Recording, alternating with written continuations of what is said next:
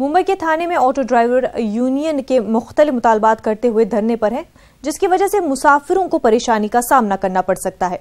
ड्राइवरों का कहना है कि सिटी बसें लोकल सवारियों को बिठा लेती हैं, जिसकी वजह से उन्हें सवारियां नहीं मिलती हैं।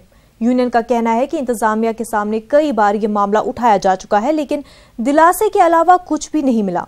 ऑटो ड्राइवरों का कहना है कि इस धरने में 19 यूनियन शामिल हैं।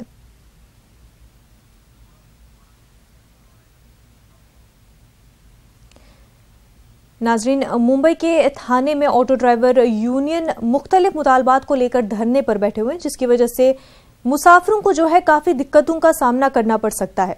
आपको बता दें कि ड्राइवरों का कहना है कि जो सिटी बसें हैं वो लोकल सवारियों को बिठा लेती हैं और उन्हें उस वजह से काफी मुश्किलात का सामना है। मुंबई से हमारे नुमाइंदे अमित राय इस वक्त हमारे साथ जुड़ चुके हैं। अमित, आपसे जानना चाहेंगे क्या कुछ है ये पूरा मसला?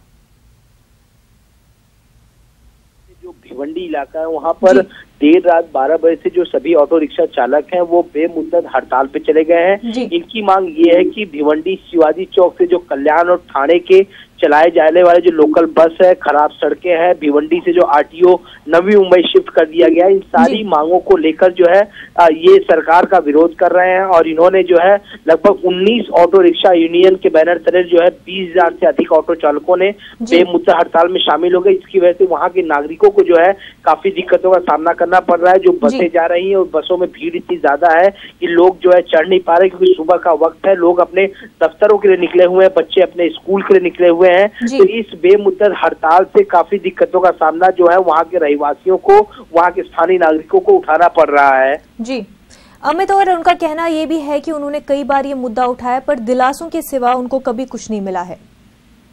देखिए, निश्चित उनका साफ तौर पे कहना है कि ये सारी मांगे जो है कि लोकल बस को बंद किया जाए, क्योंकि यहाँ पे ऑटो रिक्शा से जो उनकी कमाई है वो हो नहीं पाती है। लोग जो है बस को ज्यादा प्रेफर करते हैं क्योंकि उसका किराया जो है कम रहता है और रिक्शा का किराया जो है ज्यादा रहता है।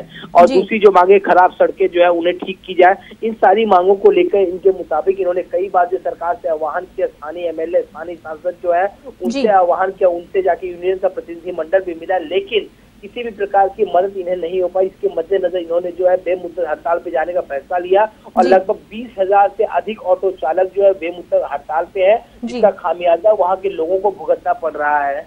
जी, सरकार की जानिब से अभी तक इस पूरे मामले पर कोई बयान आया है?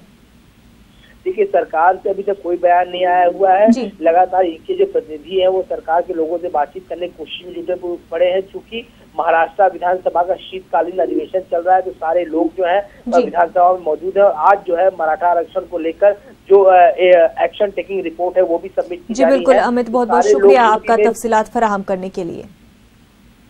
नाज़रीन, आगे बढ़ते हैं। सीबीआई चीफ आलोक वर्मा को मरकज के जरिए छुट्टी पर भेजे जाने के मामले में आज सुप्रीम कोर्ट में समाअत है। चीफ जस्टिस रंजन गोगोई की सरबराही में 3 जजों पर मुश्तमिल एक बेंच इस मामले की समाअत कर रही है। छुट्टी पर भेजे गए सीबीआई चीफ आलोक वर्मा ने सीवीसी की रिपोर्ट पर अपना जवाब दाखिल कर दिया है। 20 नवंबर की समाअत के बाद सुप्रीम कोर्ट ने इस मामले में आज की तारीख मुकर्रर की थी।